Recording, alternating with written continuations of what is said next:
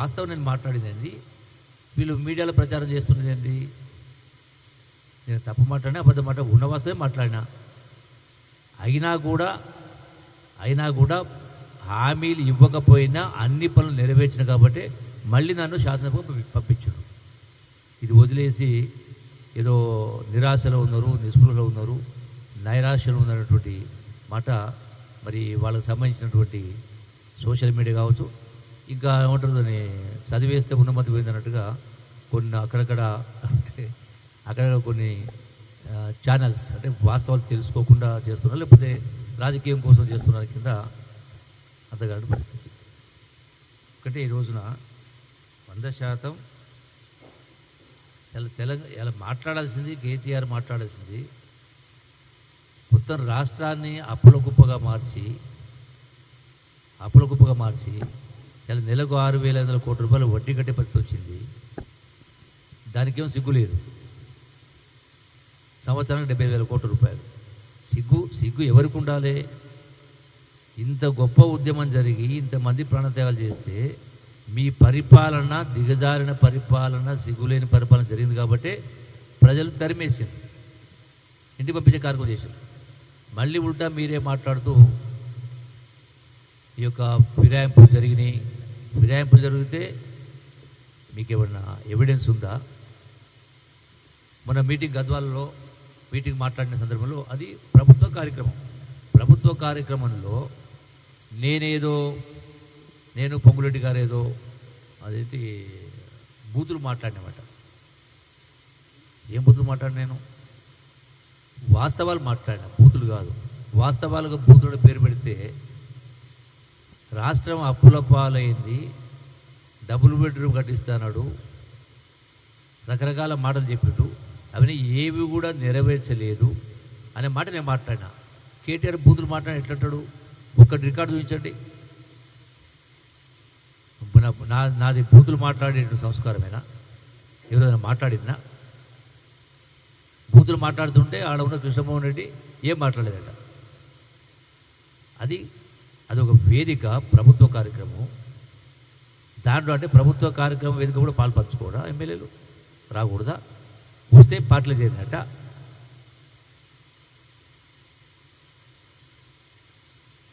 అందుకే ఏమంటారు, చింత చచ్చిన పులుపు చాలన్నట్టుగా మీరు ఇంటికి పంపించారు. రేపు తెలుస్తుంది కదా, మళ్ళీ రేపు రాబోయే లోకల్ పార్టీ తెలుస్తుంది కదా, ఈ బండారం తెలుస్తుంది కదా. ఇప్పటికే పార్లమెంట్లో ఒక సీటు రాలే.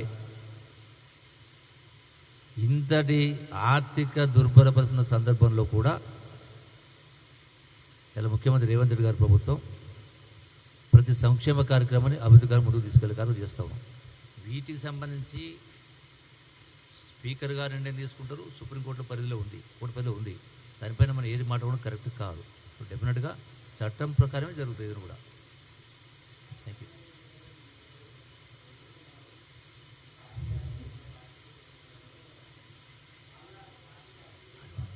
ఇప్పుడు సపోజు నేను రోజు ఊరు తిరుగుతూ ఉంటా,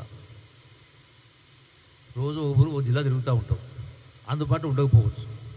అందుబాటులో లేనప్పుడు ఏడుంటే అక్కడికి వస్తారు. వాళ్ళ నియోజకవర్గ అభివృద్ధి కోసం దానికోసం వస్తారు. దాన్ని తప్పెట్టబడతారు అంటే వాళ్ళ నియోజకవర్గం వదిలిపెట్టుకొని 10 రోజులు పడిగాపులు కాస్తారా? నేను 2 రోజులు నేను ఆదిలాబాద్లో ఉన్నా, మనం నార్కల్ జిల్లాకు పోయినాం, వనపల్లి జిల్లాకు పోయినాం, ఎక్కడో ఉన్నాం. వాళ్ళ నియోజకవర్గానికి సంబంధించినటువంటి సమస్యల పరిష్కారం కోసం మంత్రులు ఎక్కడుంటే అక్కడికి వస్తారు. మంత్రులు ఎడ ఉంటే అదే ప్రభుత్వం, అక్కడ ప్రభుత్వం ఉన్నట్టే లెక్క.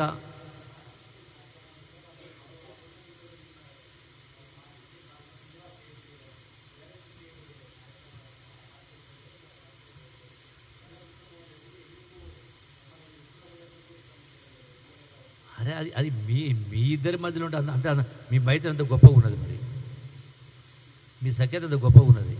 దాని అర్థం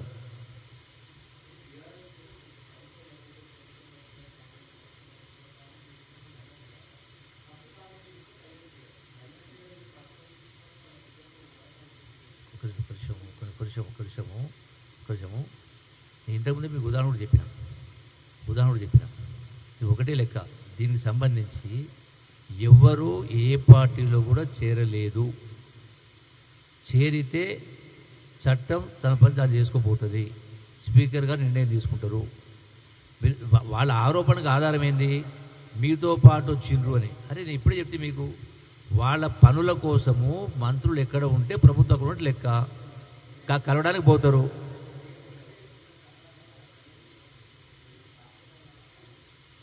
మీకు తెలుసో తెలియదో బలవంతంగా వేసి కూడా తీసేసిండ్రు.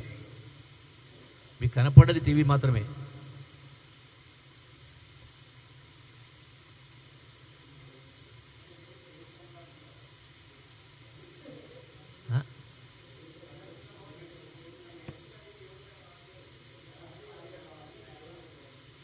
సరే, ఇప్పుడు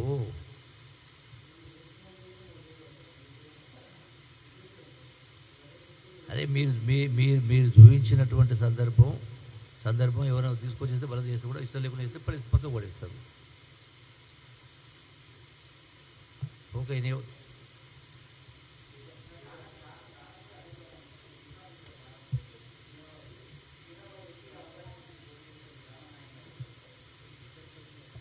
ఇప్పుడు ఏదున్నా అది ఆల్రెడీ ఆ అంశం అనేది కోర్టు పరిధిలో ఉంది, స్పీకర్ పరిధిలో ఉంది.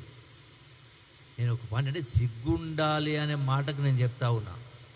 సిగ్గులేని కార్యక్రమాలు చాలా చేసిండ్రు మీరు. సిగ్గులేని కార్యక్రమాలు రాష్ట్ర ప్రజలు మొత్తం నడి బజార్లో మీరు మొత్తం టోటల్గా వాళ్ళు నిలబెట్టే కార్యక్రమం. వందలాది మంది బిడ్డల ప్రాణాలతోటి. ఇంకొక మాట చెప్పాలంటే శవాల మీద పేలాలు ఎలుకున్నటువంటి సామెత ఒకటి ఉంది. 100% వందలాది మంది తెలంగాణ బిడ్డల ప్రాణత్యాగంతో వచ్చిన తెలంగాణ పైన, వాళ్ళ శవాల పైన మీరు గడిచిన 10 సంవత్సరాల్లో రాష్ట్రాన్ని మొత్తం కూడా వేల కోట్ల రూపాయలు టోటల్గా దోపిడీ జరిగి దోసిపెట్టే కార్యక్రమం చేసి ఇలా రాష్ట్రం మొత్తం ఈ పరిస్థితికి వచ్చిందంటే దానికి సిగ్గుపడాలా?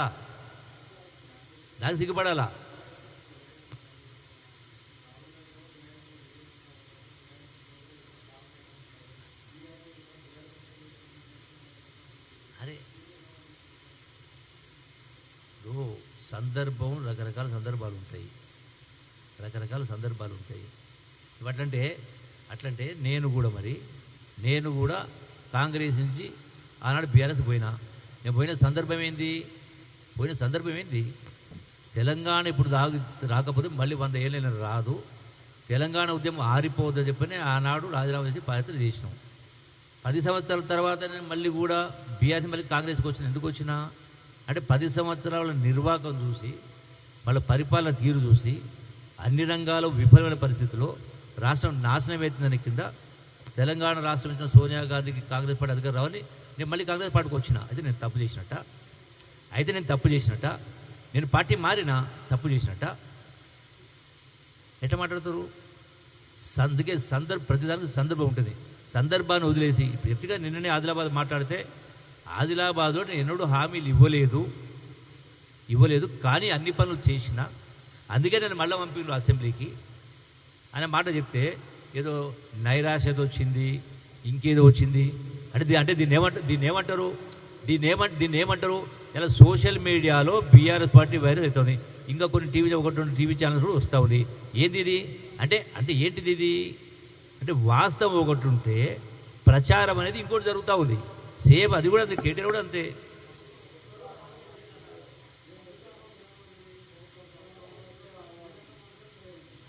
అది ఇప్పుడు నేను అన్న దానిలో రవ్వంత తప్పున్నా ఇప్పుడే నేను స్టెప్ డౌన్.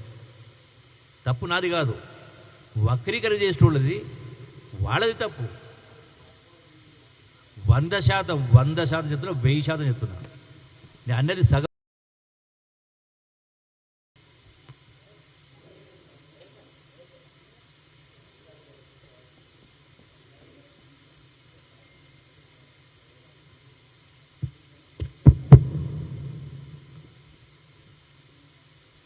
గౌరవ శాసనసభ్యులు మిత్రుడు ఎన్ఎన్ శ్రీనివాసరెడ్డి గారికి, మీడియా మిత్రులందరికీ కూడా హృదయపూర్వక నమస్కారం తెలియజేసుకుంటా ఉన్నా. కేటీఆర్ గారు మాట్లాడుతూ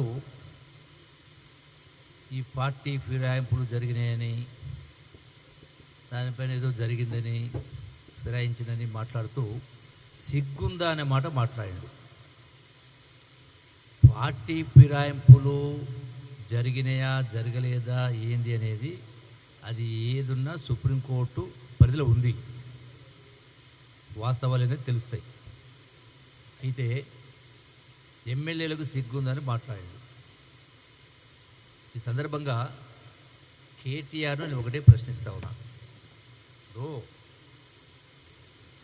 న్యాయస్థానం ముందున్నటువంటి అంశాన్ని గురించి మాట్లాడుతూ ఉన్నాను.